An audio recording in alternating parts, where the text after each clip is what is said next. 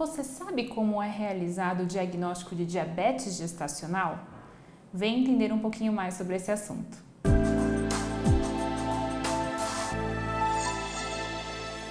Assim que iniciamos o acompanhamento pré-natal, algumas doenças que são mais comentadas vêm no nosso pensamento. Será como que eu vou fazer o diagnóstico de diabetes gestacional, pré-eclâmpsia? Hoje nesse vídeo eu vou explicar um pouquinho mais sobre o diagnóstico de diabetes gestacional.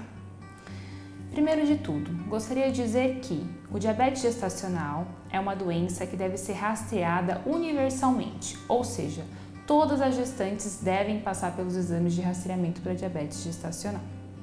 É muito importante também que seja conversado com o seu obstetra os fatores de risco de cada paciente. Algumas já têm fatores de risco que podem propiciar mais ou não o desenvolvimento do diabetes gestacional. Então, alguns fatores de risco que eu quero pontuar para vocês. A idade acima dos 25, 30 anos é considerado um fator de risco. O histórico familiar de diabetes, então algum familiar, principalmente de primeiro grau acometido, também é fator de risco.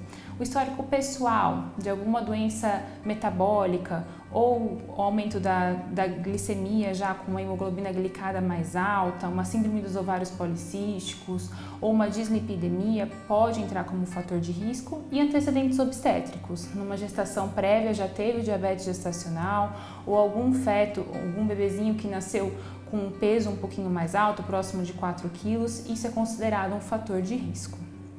Para a gente entender um pouquinho mais sobre a fisiopatologia do diabetes gestacional.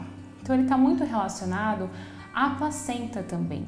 Tem alguns hormônios que durante a gestação são produzidos pela placenta ou mesmo pelo processo de gestação, que é o hormônio lactogênio placentário, o cortisol, a prolactina, que podem alterar a atuação da insulina nos seus receptores.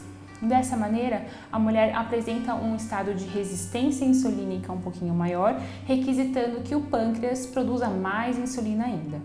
Se ela é uma mulher saudável, ela vai conseguir contornar essa situação adequadamente, mas se já tem alguma carga limite sobre essa produção de insulina, isso pode surgir como um aparecimento de diabetes gestacional. Entendendo então a fisiopatologia, partimos para o diagnóstico. O primeiro exame de rastreamento, ele é realizado no primeiro trimestre de gestação, junto com os exames de sangue, que é a dosagem da glicemia de jejum. Esperamos então que a glicemia de jejum venha inferior a 92. Se ela vier entre 92 e 126, a paciente recebe o diagnóstico de diabetes gestacional. Se por acaso essa glicemia de jejum já no primeiro trimestre vem acima de 126, a gente dá o diagnóstico de que ela já tinha um diabetes no estado pré-gestacional, que a gente chama de overt diabetes. Então vamos supor que, por exemplo, a paciente passou ilesa nesse primeiro rastreamento.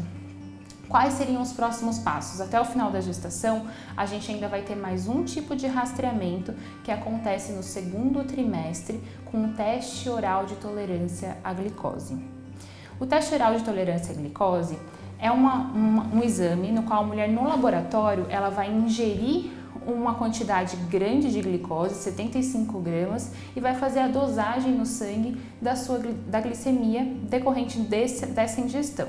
Então a gente vai dosar em jejum, 60 minutos após a ingestão dessa solução e 120 minutos após. E as notas de corte são 92, 180 e 153, respectivamente. Se por acaso a mulher apresentar alguma dessas dosagens aumentada, ela vai ter o diagnóstico de diabetes gestacional. E a partir do diagnóstico de diabetes gestacional, quais são os próximos passos? Normalmente a paciente vem, quando ela recebe esse diagnóstico, ela acaba ficando um pouquinho ansiosa, com medo das complicações, mas é bem importante acalmar e conscientizar que com a dieta e o exercício físico, nós vamos conseguir controlar uma boa parte do diabetes gestacional. O primeiro passo, então, é adequar a dieta. Então, a ingestão de carboidratos não deve ser completamente zerada. A paciente deve continuar ingerindo carboidratos, mas carboidratos complexos, de melhor qualidade, com o teor de absorção glicêmico um pouquinho mais lento. Então, por isso que eu sempre gosto de orientar que o acompanhamento com o nutricionista é fundamental, porque ele vai orientar as porções adequadas de carboidratos e sempre ingerir junto com uma proteína, com uma gordura boa, para diminuir os picos glicêmicos. Além disso, se a mulher não tiver nenhuma contraindicação durante a gestação, a prática de exercícios físicos deve sim ser estimulada e pode ser muito efetiva nos controles glicêmicos. Partindo então desse momento, já estamos fazendo o tratamento. Como a gente vai fazer para descobrir se está funcionando ou não? Então a mulher começa a dosar a glicemia na ponta do dedo com o aparelhinho em casa e são 4 medições diárias, em jejum, 1 hora após o café da manhã, 1 hora após o almoço e 1 hora após o jantar. Isso pode variar de médico para médico, alguns médicos preferem dosar depois de 2 horas da refeição, mas no geral são 4 medidas, dessa maneira como eu disse.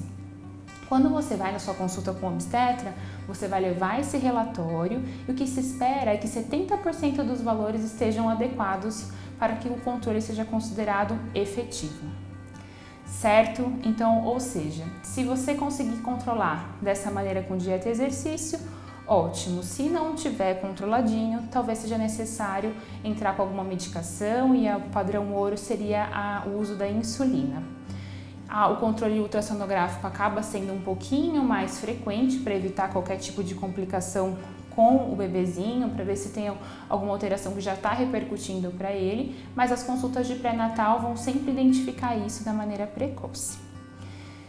Espero que vocês tenham gostado, que tenha sido um vídeo esclarecedor. Se você conhece alguém que tem diabetes gestacional ou está com diabetes gestacional, comenta aqui com a gente para a gente saber e trocar essas informações. E não se esqueçam de se inscrever no nosso canal, para a gente sempre estar informando sobre novidades da gestação, da parte ginecológica também, certo? Até mais!